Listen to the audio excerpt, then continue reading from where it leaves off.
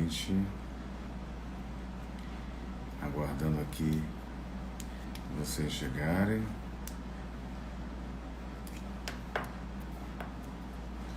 Boa noite a todos. Aguardando vocês chegarem. Quando a Tássia entrar, eu convidá-la.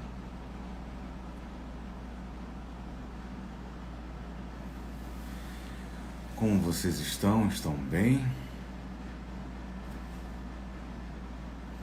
Olha aí, a Tássia chegou. Deixa eu convidar aqui ela, porque aí a gente já começa.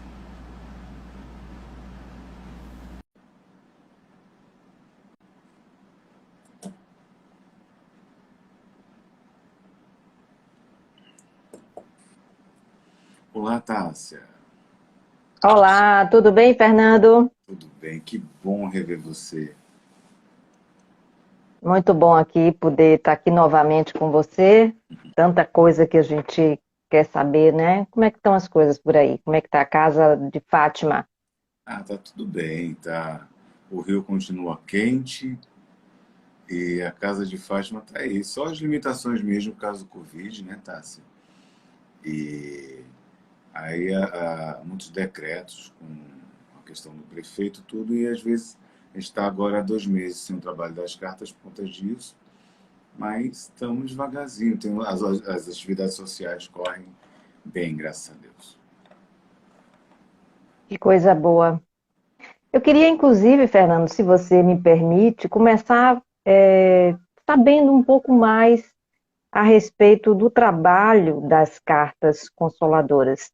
Eu conheci o trabalho que vocês fazem, na verdade, né, através das cartas, né, pesquisando, vi, achei impressionante.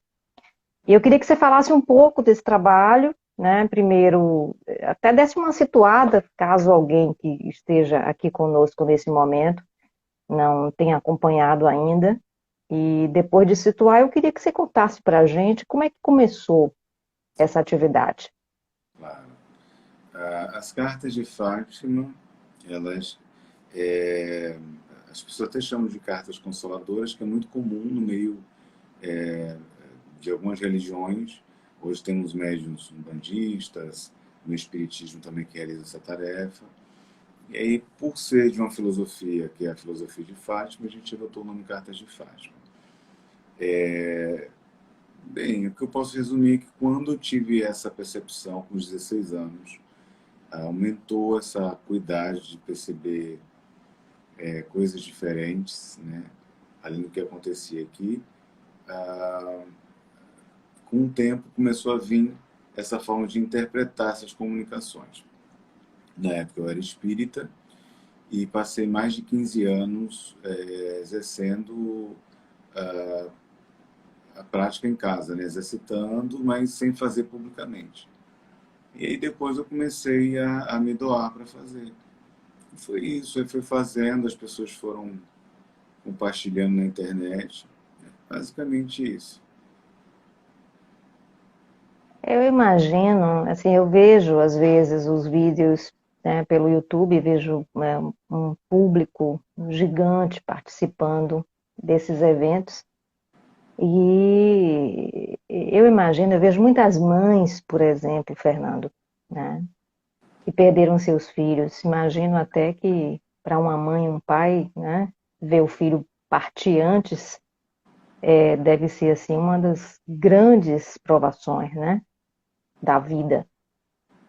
E imagino que em um momento, né, sobretudo como a gente vive atualmente, de pandemia, né, a gente ouvia na questão no início da pandemia da Covid-19, a gente sabia de mortes que estavam distantes, né, de pessoas que infelizmente morriam, mas que não estavam na mesma comunidade, no mesmo grupo, e a gente já chegou a um estágio desse processo da pandemia em que todas as pessoas, né, podem falar de pessoas próximas que partiram, né? E eu vejo esse trabalho que você faz das cartas consoladoras eu vejo que tem um sentido muito grande de trazer esperança para as pessoas, né? Então, eu vejo, né, claro, dentro de uma crença, né, dentro de crenças que são reencarnacionistas, sei que isso não é um atributo específico de uma religião A ou B ou C, existem religiões né, e seitas e filosofias que são reencarnacionistas, que admitem reencarnação, outras não, né? E essas cartas eu vejo pelo depoimento, já vi muitos depoimentos, esse lado humano das cartas também me interessa bastante, né? Eu vejo as pessoas contando como foram as suas experiências, né? Como foi ter ouvido, né? Uma carta, né? Direcionada àquele núcleo familiar, e eu vejo que traz muita esperança, né? Então, assim, o primeiro ponto que eu queria que você falasse é, assim, o sentido principal que está por trás dessa totalidade de cartas. Porque, assim, eu te confesso, por exemplo, eu tenho interesse nessas cartas, nesse trabalho que você faz, e não, felizmente, não busquei o trabalho dentro de uma demanda de alguém que tenha partido, mas me impressionam os relatos que chegam e as novidades, né, que esses relatos trazem. Então, eu queria que você colocasse um pouco assim, existe uma base central de injetar um novo ânimo, uma nova esperança, de fortalecer uma crença de que a vida não acaba aqui e trazer uma outra luz para esse momento em que a humanidade essas décadas, né, em que vivemos na atual humanidade? Por mim, não. Eu não faço qualquer esforço para isso, porque eu já acredito. Eu acho que, como você bem falou, tá, isso é uma crença. Então, se a filosofia de Fátima passar a ter uma intenção de que ajude as pessoas a corroborar esse pensamento, a atrair para a crença, a gente não vai ser tão diferente que aqueles religiosos com papéis na rua tentando atrair pessoas para as suas religiões. Essa não é a ideia. De mim, eu não faço nenhum esforço sobre isso. Percebo que há um consolo, percebo que é geroterapêutica, porque assim, na minha perspectiva, as cartas é o menor dos trabalhos realizados pela filosofia. O que acontece é assim, nesse exato momento a Terra está num trabalho de rotação e translação, girando, numa ordem movida pela gravidade no nosso sistema solar.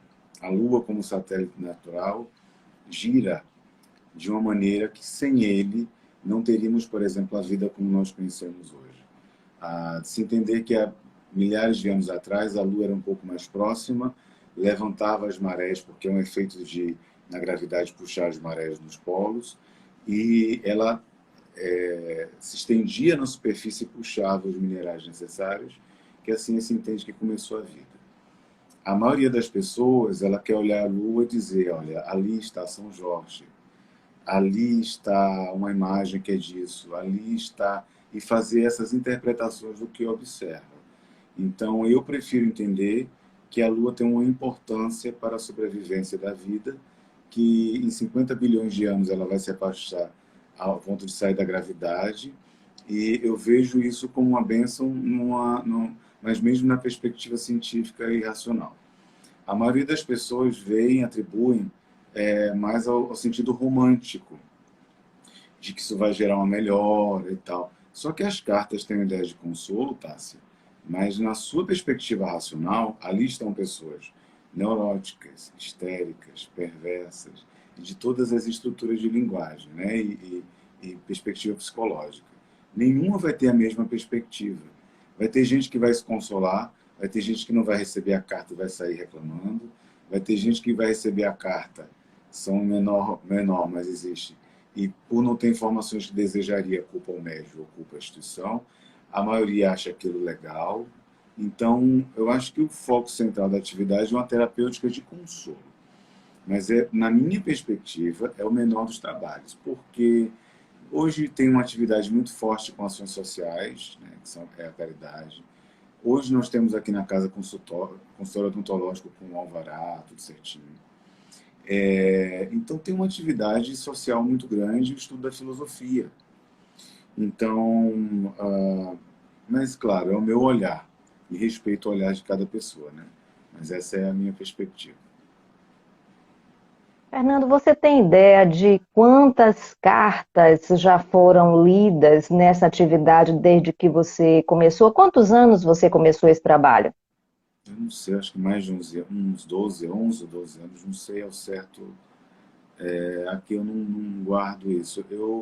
O pessoal da casa fez um cálculo. Além das cartas públicas, houve um período que eu recebia, além das reuniões públicas, houve um período que eu recebia muitas cartas também nas palestras que eu realizava. Então, se atribui que eu tenho recebido mais de 6.000 cartas de Fátima. Mas, sei lá, eu não faço... Pode ser menos, pode ser, sei lá. Eu não, É muita carta, né? mas eu acho que a produção, assim, eu me doava muito tempo para isso. Me doava muito, muito tempo, porque tinha uma configuração romântica na minha cabeça de que era o trabalho, a missão, alguma coisa desse tipo. Hoje está bem desconstruído. Hoje eu entendo que isso não é assim. Mas é muita coisa. Eu queria que você falasse um pouco, né, sobre Fátima. Quem é Fátima que está por trás dessas cartas? Por que esse nome Fátima? Para que eu fale de Fátima, eu vou explicar mais ou menos como é que a filosofia de Fátima entende o que as pessoas adotaram como nome de mediunidade. A mediunidade, ela, na realidade, foi cunhada esse termo em 1861, se eu não me engano, e, claro, teve uma força em relação à perspectiva do trabalho do professor Rivaio, que é Allan Kardec, né, com o trabalho da doutrina espírita. Só que a ideia de mediunidade vem do latim meso, que é meio, que é entre o que está vivo e o que está morto, né? E a doutrina, a filosofia de Fátima, ela já tem uma perspectiva desta pessoa que percebe muito mais como os xamãs entendem. Quer dizer, eu não, a pessoa não só capta a informação do morto, mas pode captar de plantas, de animais, de outras energias, de outras formas de energia. Porque a gente se baseia na teoria do Dr. Sérgio Felipe, com a ideia da glândula pineal, captando essa energia e realizando uma transdução para a mente. Então, nesta perspectiva, chegou um momento que começou a surgir esse nome, porque a minha carência afetiva precisava de um nome, de uma imagem, não sei o quê, na época. E me veio o nome Fátima. E Fátima, é claro, uma alusão filosófica que ela quer dizer a mulher que desmama, né? É um nome árabe que quer dizer isso, Fátima, que é a mulher que desmama. É a mulher que prepara o seu filho, a sua filha para o mundo. Então é uma alusão filosófica. E há muitas atribuições que sempre o nome de Fátima estava vinculado ao nome Maria também em várias passagens, seja bíblicas ou com nome no meio árabe. Então foi assim que surgiu esse nome e passei a adotar. Como eu tenho essa crença nesse ser, eu vou aproveitar para desconstruir algumas coisas e usar outras formas de linguagem, tá? Para facilitar o entendimento de quem não conhece a filosofia de Fátima. Então, passei a adotar porque eu sabia que não era da minha cabeça. Então, não podia ser as cartas psicografadas, as cartas consoladoras, muito menos de Fernando Bem. Na realidade, as cartas de Fátima, porque parte dessa energia. Agora, se você quer chamar de ET, de anjo, de espírito, anjo da guarda, sei lá, o que você quiser chamar, santo, santa, não faz nenhuma diferença para mim. Mas é um ser que concebo como real, numa dimensão diferente, não sei, alguma coisa diferente, e que tem essa capacidade de passar essas informações. mas ciente que não existe nenhum ser, vou usar o termo médium, eu acho que o termo intérprete seria mais válido, porque é uma interpretação e não só uma mediação. Mas, como as pessoas conhecem mais médium, não existe nenhum médium, nunca existiu, que não tenha passado informações pessoais em suas comunicações. Porque passa pela cabeça da pessoa. Então, ela serviu como fonte de informação, alimentando, principalmente no trabalho das cartas, mas sempre passando pela minha cabeça e, claro, sofrendo as variações quando passava na minha cabeça. Fernando, e quem foi Fátima? Olha, dentro da crença reencarnacionista, uma vez um médium de Salvador, na Bahia, aí na sua terra, você é de Salvador ou é de alguma cidade próxima? Eu sou de Salvador, Bahia. Olha, eu esqueci o nome Nasci e da. moro aqui. Olha que legal, eu adoro essa terra. Eu adoro quando a gente ia fazer as atividades aí, é quando a gente desce no aeroporto, a gente passa por uma rua, tem umas plantas, assim, umas árvores assim, é tão lindo aquilo é marcado na minha cabeça. É esse corredor de bambu do É, Aeroporto Internacional de Salvador, que na verdade não é em Salvador, é em Lauro de Freitas. olha aí, mas é lindo demais. Então, ele, não vou dizer o nome dele, questão de ética, às vezes não quer que se fale, é de uma comunidade próxima, aí em Salvador, e ele teve uma visão quando eu fui aí num seminário, numa atividade que foi feita, e ele disse, olha, eu estou tendo uma visão, e a quem você chama esse ser de Fátima, eu estou vendo como Hipácia, que foi uma filósofa, mais ou menos 300, 400 anos depois de Cristo, teve uma função primordial. O pai dela era o responsável pela Biblioteca de Alexandria. Então, eu tive essa visão. Aí, ele repetiu isso para mim algumas vezes. Eu não, como eu nunca tinha tido essa percepção, ou na época, não é que eu não acreditei, eu não, eu não entendia que aquilo poderia ser real, né? Dentro da perspectiva reencarnacionista. E depois de algum tempo, numa sessão, numa atividade, ela confirmou para mim. Agora veja, Tássia, eu consigo entender assim. Vamos supor, mesmo que ela não tenha sido esse personagem, né? Eu desconstruo essa ideia. Mas o que ela quer dizer com isso? A importância da mulher como inteligente, soberana, além do seu tempo. A Hipácia era matemática, filósofa. Ela foi uma das primeiras mulheres a criar essa matemática para entender as elipses, como as questões gravitacionais e tal, nessa relação com o universo. Uma das primeiras mulheres astrônomas do mundo. Então, talvez, mesmo que não tenha sido ela, eu falo e fico tudo arrepiado, porque assim, ela quer passar a importância de entender que houve uma estrutura patriarcal, uma figura apenas do homem vinculando o poder e soberania religiosa até os dias de hoje. Então, eu queria desconstruir essa ideia. Esse foi o primeiro momento que foi passado. Depois de algum tempo, ela se preocupou muito em mostrar o seguinte: ela tem um afeto nas suas mensagens muito grande para Jesus. Ela fala de Jesus com muito amor, mas um amor próximo, tá? Assim, um amor muito próximo. E ela sempre falava nas mensagens assim, que existiam muitas mulheres naquela época, que essas mulheres tinham voz, que Jesus ouvia, que depois que criaram a Bíblia, começaram a tirar a voz dessas mulheres, né? Então, e aí eu perguntei, e aí passou muito tempo para que ela passasse. Veja, isso é uma informação de crença. Eu não quero aqui mudar nada, transformar a cabeça de ninguém, não vai mudar a minha vida. É o que eu acredito e muitas pessoas aqui da Casa de Fátima, pelas comunicações que se sucederam. Então, ela passou a também se apresentar como Maria Madalena, como uma de suas reencarnações. Então, bem, sendo real ou não, pode ser também um simbolismo de dizer, olha, a força e a importância da mulher como poder nas religiões, filosofias e doutrinas, e não só nas figuras masculinas, mas femininas também. Então, é o que eu teria para dizer sobre isso. Excelente, maravilha.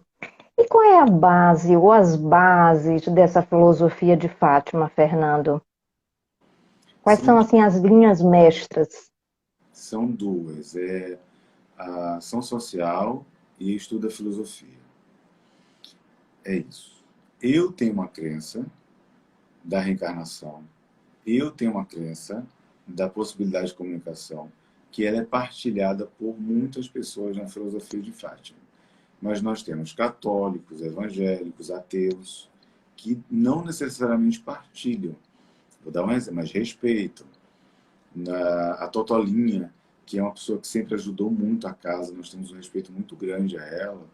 O esposo dela é ateu, mas ele sempre participou das reuniões com todo o respeito, com todo nas suas significâncias. Então, a base da filosofia é ação social, estudo da filosofia. E a filosofia de Fátima lembra muito o estoicismo, que é uma filosofia que era praticada por Marco Aurélio, por exemplo, que foi um dos maiores imperadores romanos, e ele tinha uma perspectiva assim que lembra muito essa perspectiva da filosofia de Fátima no sentido de buscar seus valores na prática, não só na teoria, mas você quer ser um homem bom, não fique falando sobre ser um homem, uma mulher boa, uma pessoa boa. Seja. Então, as duas bases são essas. Eu li em algum lugar no site da Casa de Fátima que vocês dizem que a filosofia, a religião de vocês é o outro. E eu queria saber um pouco assim, em que tem de religião essa filosofia e se existe alguma ligação com o espiritismo. Isso é uma dúvida que às vezes as pessoas têm, né, em relação à filosofia de Fátima. A filosofia de Fátima não tem vínculo com o espiritismo. Eu tive vínculo com o espiritismo e tenho, porque eu admiro muito o espiritismo. Eu acho que é uma doutrina muito linda, né? É uma perspectiva muito linda, e quando você começa a ver a história, a ver o esforço de Leon Denis e tantas outras pessoas, mas como toda doutrina tem seu fundamentalismo por conta dos homens. Existe um movimento espírita muito elitizado, muito fundamentalista, e que é tão preocupante como o fundamentalismo de todas as outras doutrinas. Eu tenho esse vínculo por gostar, e tem muita gente da doutrina que conversa comigo, me chama, eu dou palestras em casas espíritas, né? Então, mas a filosofia de Fátima não tem esse vínculo. A Fátima nunca se colocou espírita ou cristã, ela assume todas as religiões. Se a filosofia de Fátima é religião, bem, no Brasil você não pode fundar uma filosofia de vida. Você tem que fundar uma filosofia religiosa. Eles não entendem filosofia de vida. Tá? Em Portugal foi fundada como... Portugal é cristã, é católica. Você não pode abrir uma casa ou é católica ou é não católica. Então, haja à vista o fundamentalismo ainda. Então, lá é uma religião também não católica, porque não entendem. Agora, no Japão, ela é praticada como uma filosofia de vida, como a Seishonoye. Então, lá existem pessoas que praticam como a Seishonoye. Então, há essa perspectiva de religião no sentido assim. Como tem crenças, há essa questão da religião. Agora, no sentido geral, o que Fátima nos ensina, Tassi? Por que a nossa religião é o outro? Porque é no outro que a gente se vê, e cuidando do outro, a gente cuida da gente mesmo. Então, a filosofia de Fátima entende que não é na competição. Não é o melhor palestrante, não é o melhor passista, não é o melhor padre, não é o melhor pastor. É a cooperação, todo mundo é igual. Então, quanto mais eu ajudo a Tássia, mais eu sou ajudado. Então, a gente só não tolera a subserviência, né? Essa ideia de que eu tenho que ajudar a taça de tal modo que eu esqueço da minha vida. Isso não. Primeiro eu cuido de mim, depois eu cuido da minha família, depois eu cuido das pessoas que estão ao meu redor. Então, mas o outro sendo uma fonte, uma base de espelho, por exemplo, para a gente olhar para nós mesmos. É essa a ideia dessa frase. Eu queria que você falasse mais sobre esse trabalho que você faz na Casa de Fátima para a comunidade. Como é que é feito isso e como é que está sendo realizado agora nessa época? Tá, a Casa de Fátima, ela aqui ela tem pouco tempo, acho que 2 anos e pouco, e nessa estrutura maior, simples, mas maior, né? A instalação própria. Os trabalhos, eles hoje estão focados na questão da cesta básica para quem realmente precisa comer, e é muita gente com fome, não sei, aí em Salvador. Aqui no Rio e nessa região, desculpe, periférica, na Zona Oeste, que é a região mais pobre, o pessoal está passando muito perrengue, muita dificuldade. Então, nós temos cadastradas mais de 300 famílias, mas nós não temos como atender todas. Então, são 100, cento e poucas cestas por mês, dividindo, às vezes, os que precisam mais e revezando, né? Tem esse trabalho da cesta, tem o trabalho das roupas, as pessoas doam roupas usadas, nós limpamos, não sei o quê, lavamos e doamos gratuitamente para as pessoas. Temos um consultório odontológico, que o doutor Antônio Golanovski, de Curitiba, nos ajudou muito e agora já está funcionando, ajudando pessoas gratuitamente, né? Nós estamos agora terminando de construir uma creche bem simples, mas vai servir para 30 crianças inicialmente, a partir do ano que vem, e também gratuita. E a minha ideia é, se tudo der certo, ter um processo que eu precisei me envolver, e se der tudo certo eu ganhar, que eu mereço, a casa merece, por justiça. Esse dinheiro eu quero realizar aqui o primeiro andar da casa e poder transformar, não no ano que vem, né, mas no outro, uma creche para 200 crianças, que é a creche de Fátima, né? Então, essas são algumas das atividades. Outras, e cursos que a gente dá gratuitamente também, desde sobrancelha, unha e tal. E agora parou um pouco por causa da pandemia, né? Mas comida, as coisas nunca parou. E é isso. Agora, graças a Deus, muita gente assim tem agora instituições doando alimento e a gente está dando um jeito de pegar isso para poder reverter para as pessoas.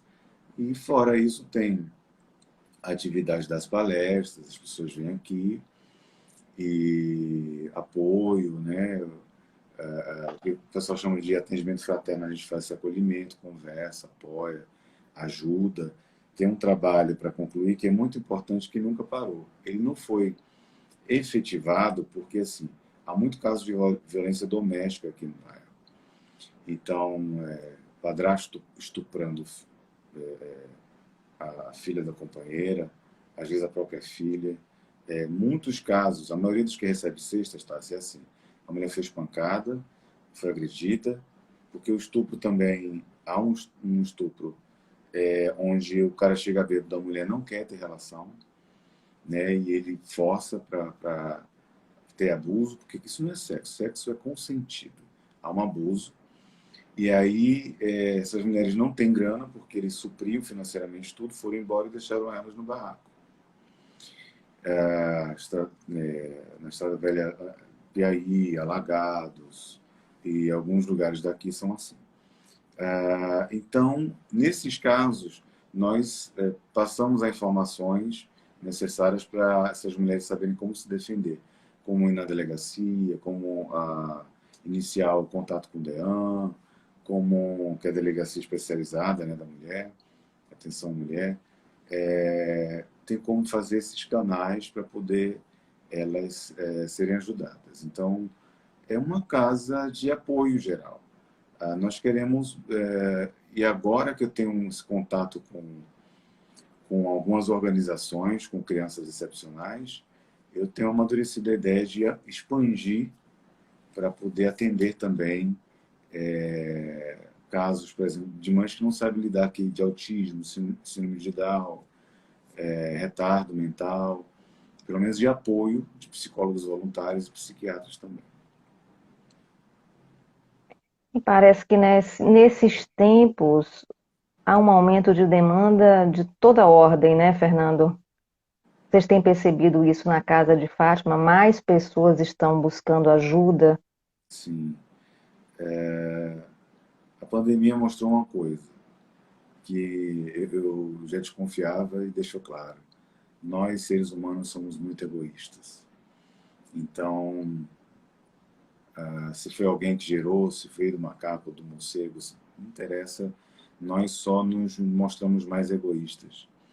E nisso aumentou mais a solidão, a ideia de desamparo, tá muito grande, as pessoas com um alto grau de ansiedade, com comorbidade de depressão e outras coisas.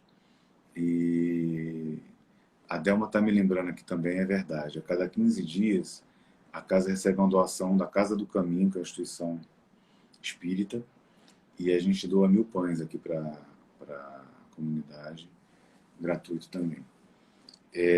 Então, tem sim aumentado muitos casos, principalmente de questões emocionais. Tem uma coisa que eu acho importante tocar, você me corte, viu? Porque depois que eu me sinto à vontade, eu falo muito. Não, sim, mas eu estou achando ótimo a gente poder entender melhor o trabalho importante que vocês fazem. Obrigado, obrigado. Tem uma coisa que às vezes é dito numa maneira romântica, mas ela na sua perspectiva de saúde ela não é real. Que as pessoas falam assim, a depressão é uma doença da alma, porque a gente não pode tocar, não pode ver, mas não é verdade.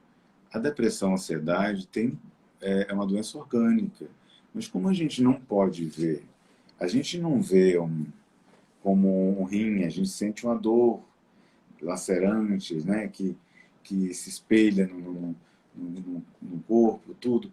A gente, uma vesícula, um intestino, coração, mas como a gente não vê essa dor dessa maneira, não enxerga dessa maneira, acho que é da alma, mas não é. Então, hoje já tem estudos falando da importância da amígdala, que existe um elemento do cérebro, e outros locais na produção e regulação da serotonina, dopamina. Então, é orgânica. Mas os gatilhos emocionais podem e aumentam essa questão da depressão e ansiedade. Então, a filosofia de Fátima entende que, por exemplo, não é que uma pessoa chegou aqui com depressão que a gente vai dar um passo para passar. Então, assim, o acolhimento, o amor, o não julgamento é a nossa ferramenta, a nossa arma. Então, a gente vai acolher, vai conversar, vai apoiar. Isso vai dar força, mas a gente vai indicar em paralelo um apoio psicológico, psiquiatra. Então, vou dar um exemplo também. Uma vez chegou uma mãezinha aqui, muito tadinha, na sua crença, muito sofrida. Ela queria que fizesse alguma tarefa, como acontece em outras regiões, tipo assim, faz uma desobsessão, um descarrego para tirar esse mal, esse demônio do meu filho, que está dando esses sintomas nele. Mas a criança era autista. Né? Estava com um espectro autista. Então, assim, ela queria atribuir uma coisa demoníaca a uma coisa que nem é doença. Né? Então, é um aspecto, não, tem um espectro, estou confundindo as palavras, mas é uma estrutura de linguagem, melhor dizendo. Então, cabe a gente, como filosofia, com essa questão religiosa também, explicar, mostrar para a pessoa como é que é. E, claro, que nem todos saem satisfeitos. As pessoas preferem acreditar que um passe, que um trabalho vai melhorar uma coisa e para algo que não pode mudar. E eu vejo que vocês têm essas conexões também de encaminhamento, não é, Fernando? Vocês encaminham, sugerem outras organizações que podem atender aquele caso específico, não é isso? Sim, porque a gente não quer valorizar a nossa crença. A crença é crença. os problemas, sejam de qual ordem for, devem ser ajudados por pessoas competentes a isso. Então, por isso que muitos de nós têm interesse político na filosofia de Fátima. Seja político dentro das universidades, numa perspectiva, dentro da própria política. Por quê? Porque buscam meios de ajudar as pessoas de forma real. Querem ajudar as pessoas em todas as suas nuances. E não só com uma questão de crença. Porque as crenças, quando elas são muito arraigadas, assim, elas bitolam as pessoas. Às vezes elas repetem as mesmas coisas e acreditam naquelas coisas. E para sair daquilo é muito difícil, tá? Eu conheço pessoas, por exemplo, que pensam assim: se eu acender uma vela dentro de casa, eu vou atrair espíritos maus. E deixam de acender. Pô, mas a vela é tão bonito, acho lindo Eu, na minha casa, eu tenho uns quadros lá de Fátima, do Aloysio, eu acho lindo, é uma representação da sua fé. Qual é o problema se você acender uma vela, você acender um incenso, né? Então, mas as pessoas têm isso, então acabam arraigadas na sua crença, acham que não devem caminhar, porque aquilo é só função do CRAS, do CREAS, não sei o quê, mas tem que entender que, assim como o terceiro setor, as filosofias e religiões têm um papel fundamental. Por exemplo, existem igrejas evangélicas, Tassi, que não entram onde o governo pode entrar. O governo, a polícia, vai no limite. E as igrejas, elas entram. Os traficantes até permitem, em certas favelas, que as igrejas funcionem. Então, as igrejas são mais importantes lá dentro do que o próprio governo, a polícia. Então, tem um papel fundamental, mesmo que a ciência não queira aceitar. Então, eu acho que é isso. E aí, qual é o papel? Não é achar que só aquela região vai resolver, mas também caminhar para os setores responsáveis para que realmente efetive um resultado. Para que aquela pessoa realmente seja ajudada e não para legitimar a sua fé. Eu acho que no momento atual tem tanta gente tão desesperada por toda parte que o essencial é abrir a primeira porta, né, Fernando? E a partir daí, quando essas pessoas conseguem ser atendidas, né, ser ouvidas, elas ganham um novo ânimo, um novo fôlego, e aí é mais fácil realmente também que se dirijam a essas outras organizações que vocês podem indicar e, né, encaminhar até, né?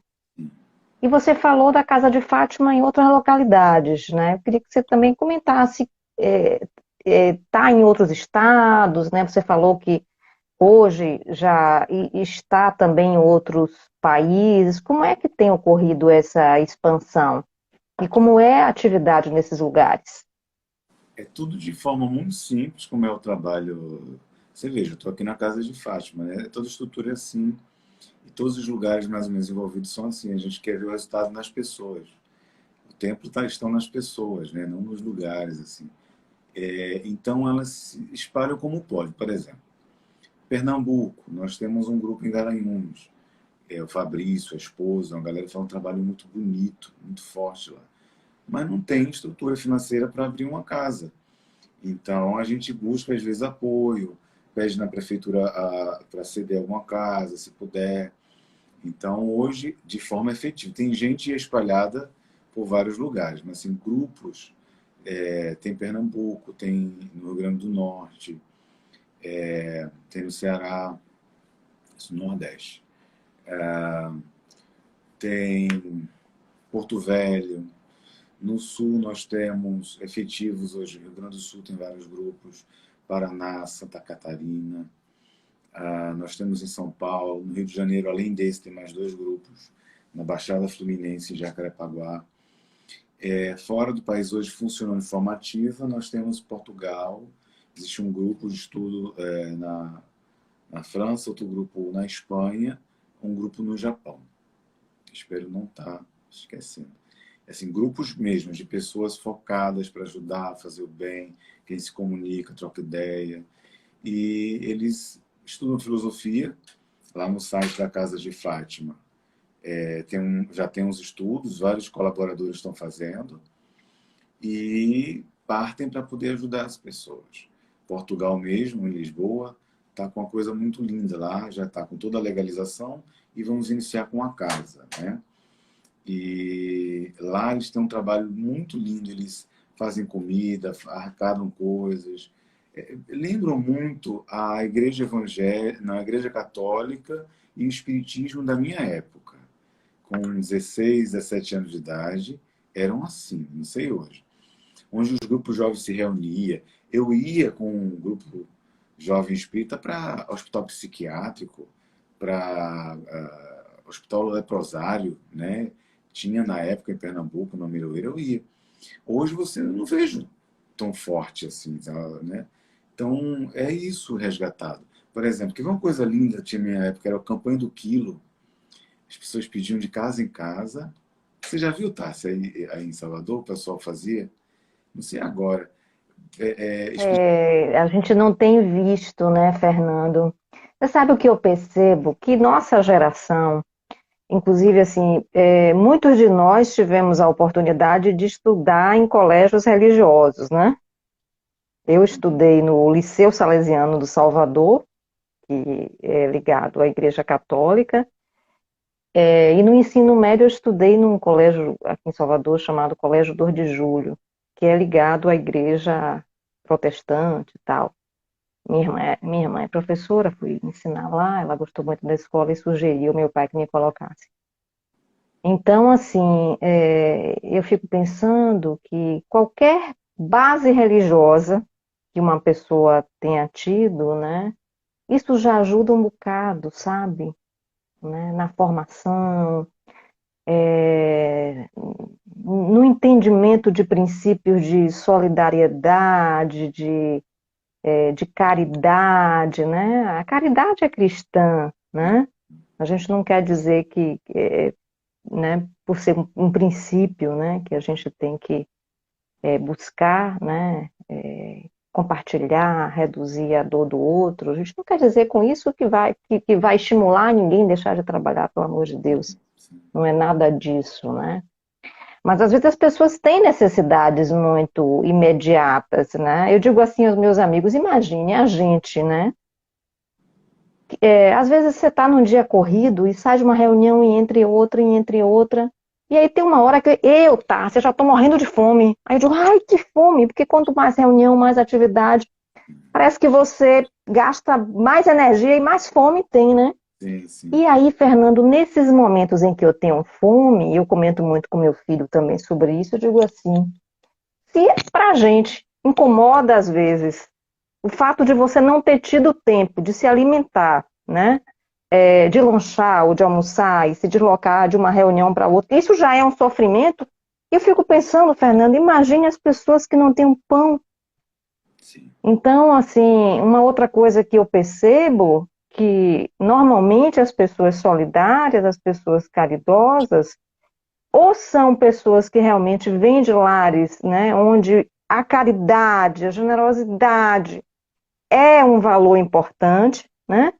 E para você saber qual é o valor de uma pessoa, veja como ela lida com o tempo e o dinheiro dela, né? São dois indícios importantes, né? Os caridosos, os generosos, eles dedicam tempo e dedicam dinheiro, né? Ou uma outra situação, são pessoas que tiveram muitas necessidades, né? Assim, viajando com meu pai, às vezes eu passava nos lugares, em determinadas cidades aqui no Nordeste, e meu pai via que a gente passava por aqueles bairros muito simples, e aquelas pessoas muito simples, em casinhas, né, extremamente rudimentares, sentadas na porta conversando. E meu pai passava, a gente passava e ele dizia assim, né? Meu pai está vivo, graças a Deus, mas a gente não tem viajado, claro, com a pandemia, né? E também a gente fica adulto, cada dia a gente tem mais coisas para fazer, cada vez a gente viaja menos, mas enfim. E meu pai sempre dizia assim, minha filha, olha ali, isso aí é felicidade, né? Meu pai sempre dizia assim, olha só, muitas vezes nesses bairros estão as pessoas solidárias, né? e meu pai dizendo assim, olhe, você mora num bairro nobre, num bairro de uma classe alta, muitas vezes você não conhece os vizinhos de prédio. Muitas vezes as pessoas entram no elevador e não falam com você. Mas olhe, quando alguém se muda, muitas vezes num bairro de baixa renda, imediatamente os vizinhos aparecem para carregar o sofá, para oferecer um café, né? E isso é bárbaro, porque, né, realmente muitas pessoas são solidárias também, porque já sabem como é difícil não ter. E quer seja uma situação ou outra, né, realmente a gente vive em um momento da história da humanidade em que não dá, né, para a gente não olhar para o lado, que não dá para a gente deixar de perceber que tem muitas pessoas que perderam o emprego, né, que estão sem trabalhar, né, que estão sem dignidade, sem trabalho, sem alegria, né? E realmente, quando você fala nossa religião é o outro, é mesmo. Isso é uma grande verdade que a filosofia de Fátima traz. Porque, como diz o ditado, não há ninguém tão rico que não precise da ajuda do outro, e não há ninguém tão pobre que não possa auxiliar, não é? Toda certeza. Com toda certeza. Então, mais do que nunca, né, eu acho que, de fato, essa pandemia é um convite para que a gente não olhe só para o alto e para frente, né? Mas para que a gente olhe para os lados. Então, assim, sabe, Fernando, eu vejo as estatísticas, por exemplo, a respeito de suicídio, né? Existem muito mais casos do que a gente possa imaginar. Eu sou jornalista de formação, então, por exemplo, na nossa área, a gente tem estatísticas que nos mostram que suicídio não deve ser divulgado. A não ser quando existam outros critérios de notoriedade envolvidos naquele caso. Por exemplo, se é um cantor muito famoso, se é alguém muito notório, né? Você tem que falar, não dá para uma pessoa famosa morrer e, né, isso não ser noticiado. Mas no dia a dia, a gente como jornalista, a gente sabe que não é para ser divulgado. Então, por que eu estou falando isso? Para dizer que as notícias estão aí e que a coisa está muito pior, né? No que tange essas questões das problemáticas, do desespero das pessoas, né? Então, assim, eu acho que a Casa de Fátima, né, e todas as demais instituições e entidades neste momento no planeta, né, que fazem qualquer tipo de trabalho, né, social, emocional, espiritual, do que quer que seja, que possa ajudar o outro, eu acho que são instituições que precisam sim, né, ser apoiadas. Né? Eu estou vendo aí o Jeff está dizendo, é por isso que não vemos nenhuma notícia de suicídio verdade. Né? Isso a gente, já na faculdade, os jornalistas já aprendem, é uma coisa que a gente evita noticiar. E vocês podem observar, quando alguém infringe, né, o limite da regra e da ética e da técnica e insiste em divulgar, aí conta a história, fulano que estava passando por tal e tal e tal situação. Vocês podem ver, nos dias seguintes aparecem casos, né, similares. Né? E esse trabalho que vocês fazem, inclusive de ouvir as pessoas, né, eu acho que é muito importante. Queria até que você falasse um pouco mais, que você citou o atendimento fraterno da casa, como é que está funcionando esse atendimento no momento está ativo? Nos conte aí um pouco disso, por favor. Claro. Antes, eu até coloco uma coisa que me preocupa. Eu sei que a gente está no campo da fé, mas na minha atividade vinculada à psicologia, né, que é a ciência, eu vou iniciar uma pesquisa justamente para avaliar isso. Eu e o doutorando Tiago Cedrez, a gente está fazendo, vai ver uma demarcação de idade das pessoas que estão ouvindo esses noticiários comemorando a quantidade de cada vez maior de mortos pela Covid. Uma coisa é você informar. Outra coisa é você estar cada vez... Agora já são 4.000, agora já são 3.000. Quer dizer, essa comemoração, essa supervalorização, ela gera ou não ansiedade nas pessoas, né? Então, como cientista, eu quero avaliar isso. A gente vai fazer um recorte e uma entrevista estruturada para poder avaliar se gera ou não nas pessoas, numa faixa etária de 40 a 60, a gente está estipulando, essa ansiedade no país, né? Pelo Instituto Brasileiro de Desenvolvimento e Aprimoramento Humano. Isso é uma coisa muito preocupante. Isso é independente de questão política, lado, tudo. Desculpa. Mas é importante avaliar se realmente é dessa maneira que a gente ajuda. Sobre a questão do atendimento, fisicamente falando, está mais difícil. O distanciamento, estar de máscara, não sei o quê. Nos casos mais graves, hoje nós temos um WhatsApp na casa de Fátima, que é o telefone fixo. 21 31 57 30 99. Acho que é isso. E as pessoas entram em contato por lá. E nas questões mais graves, a gente tende a direcionar as pessoas que podem ajudar. Porque também tem uma coisa que aí é uma opinião minha particular, Tássia. Existe um grupo de pessoas que se acostumaram, principalmente vindo de outras atividades de cartas consoladoras, a pedir ajuda pela internet. Aí elas falam aquele textão numa rede social e tem que esperar alguém que resolva. Eu não acho que resolve. Eu não acho que resolve. Eu acho que problemas reais, assim, emocionais, tem que ser, nem que seja uma videochamada. Nem que seja uma videochamada para se conversar, porque você não está sentindo a emoção de quem escreve, você não está vendo o olhar, você não está sentindo o humano do outro lado. Então, eu não acredito que resolva. Então, nos casos também mais graves, a gente orienta para fazer isso. Eu, particularmente, tenho feito isso. Algumas pessoas em casos mais graves, que não é algo de um psicólogo, para resolver, ela quer desabafar, quer alguém para ouvir, eu faço videochamadas e escuto. Né? Sempre gratuito, porque é um trabalho de fé, nos tempos que eu tenho livre. Então é assim que a gente vai fazendo para ajudar.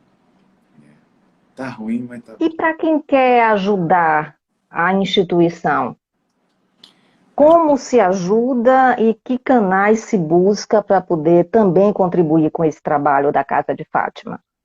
Fala bem, não escuta fofoca. Se chegar uma fofoca falando alguma coisa, não escuta. Ou pergunta, não repassa. Fala bem, divulga as coisas boas. Se tiver um amigo, por exemplo, que tenha sei lá, uma empresa de feijão e arroz, fala que a gente tem um trabalho para ajudar, que a gente não quer o dinheiro, a pessoa vai mandar a comida. É isso. Aqui, sabe o que é uma coisa boa para quem está aqui perto, que a gente não tem? Você não gosta que eu fale? Porque, Fernando, você é muito chato. Não, eu te falo a verdade. Por exemplo, tá a casa aqui enorme, tá precisando limpar. Quando vai limpar, é 4 pessoas para limpar. No outro dia, estava limpando aqui a Thaís, minha companheira, a Delma e a Laura, de 4 anos, que é minha filha. Elas que estavam limpando essa casa inteira. Tanta gente para limpar. Tanta gente pode fazer. Aí quando chega nas quartas é que vem Patrícia, Michele, Rodrigo, pessoal, Jorge. Aí vem algumas pessoas. Mas mesmo assim, por exemplo, eu preciso colocar um piso aqui que é tudo doação, na crechinha que a gente está fazendo. Não tem ninguém que faça por colaboração. Tem coisa para limpar, para organizar, então está todo mundo. Aí quando tem trabalho das cartas de Fátima, aí todo mundo fica. Ninguém tem medo de nada, vem aqui, lota. É uma coisa que às vezes eu acho que isso acontece em todas as igrejas e instituições e centros espíritas, em todo lugar do mundo. Mas eu gosto de falar isso, sabe? Porque nas cartas de Fátima todo mundo tem tempo de vir. Tá doente, o que for, vem. Agora, na hora de varrer, de limpar, na hora de fazer as coisas, a gente conta nos dedos gato pingado. Então, eu não... Quer ajudar? Vem para cá um dia, vem ajudar a pintar, vem, sei lá, fazer alguma coisa. Eu acho que essa é a melhor maneira de quem está perto ajudar e de longe é divulgando, é falando bem. A Luciana Rebouças, de Salvador, está perguntando aí para você: posso ajudar como reikiana? Pode, amor. É porque eu não conheço o Reiki. Você é de Salvador, você vai fazer à distância é isso? Se for, pode.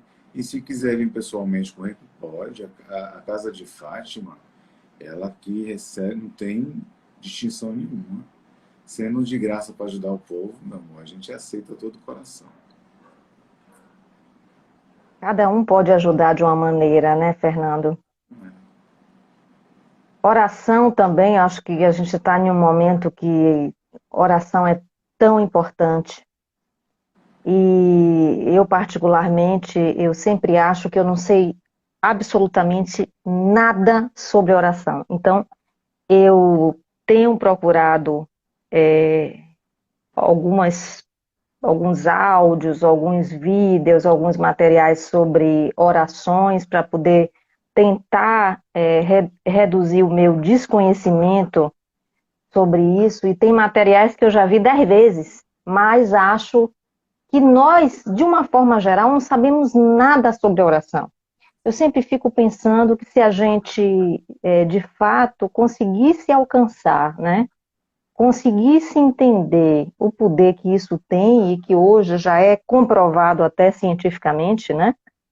Tem hoje pesquisas no mundo todo que falam da importância da oração, que falam da importância da meditação. E aí eu termino achando que a gente subestima demais, né? Também, também. Eu acho que a gente perde muito tempo assistindo noticiário de notícias ruins, né? Eu acho que a gente acaba perdendo muito tempo com atividades, com bolhas de mídia, de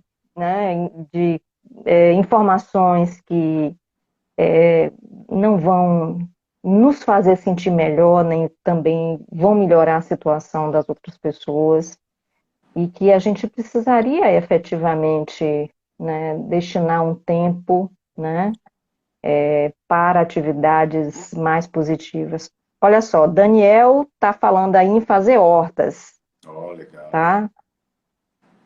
E a Delma está dizendo que ela pensa sim que está ajudando e que hoje ela sai melhor do que quando ela chegou, E até a né? gente sempre está aqui, dá uma... Sem dúvida, Delma, eu acho que assim, é covardia até nossa pensar que o outro, supor que o outro é beneficiado quando a gente faz o bem, até porque existem muitos estudos que mostram que quando você faz o bem, quando você faz a caridade, quando você é generoso, né, o efeito disso se prolonga e te faz sentir tão melhor nos dias seguintes, que a gente deveria tomar vergonha na cara e ser mais caridoso, não é não, Fernando Bem? Eu acho. Fernando, a gente está terminando já aqui esse tempo. Eu sei que você gosta de encerrar antes de 1 hora, né? Para tentar dar uma recuperada aí no material, não é isso? Isso. E aí eu queria que você encerrasse esse papo nosso, deixando sua mensagem aí final e um contato para que as pessoas possam se ofertar da forma que elas podem no momento. Olha, isso é importante falar, acho que no final é importante falar isso, porque assim, filosofia de Fátima, a gente entende que no termo oração, às vezes as pessoas só oram, na hora da ação, ou se sentem capazes de agir, ou só acham que caridade é dinheiro, ou alguma coisa assim. E tem muitas formas, como você falou, que pode ajudar, né? Então nós acreditamos que é isso, cada um fazendo sua parte. Eu só trago um pensamento para a gente refletir.